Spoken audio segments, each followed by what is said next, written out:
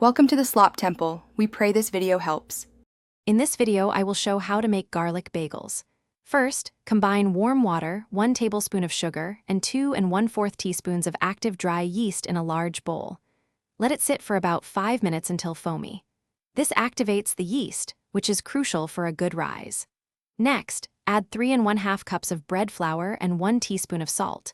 Mix until a shaggy dough forms, then prepare for kneading. Now turn the dough out onto a lightly floured surface and knead it for 8 to 10 minutes. You'll know it's ready when it's smooth and elastic.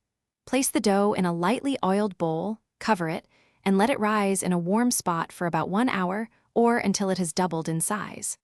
Once risen, gently punch down the dough to release the air. Divide it into 8 equal pieces, each weighing approximately 100 grams. To shape your bagels, poke a hole in the center of each dough ball and gently stretch it to create a 2-inch opening. Bring a large pot of water to a rolling boil and add 1 tablespoon of honey. This helps create that signature shiny crust. Carefully drop 2 or 3 bagels into the boiling water at a time. Boil each side for 30 to 60 seconds. This quick boil is essential for a chewy interior.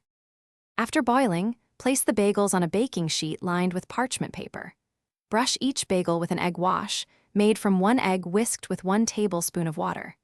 This helps the toppings stick and gives a beautiful golden color. Now, generously sprinkle your desired garlic and onion flakes or any other savory topping. Bake in a preheated oven at 425 degrees Fahrenheit for 18 to 22 minutes until golden brown. Enjoy your homemade garlic bagels. Thanks for watching. Consider subscribing if we helped you.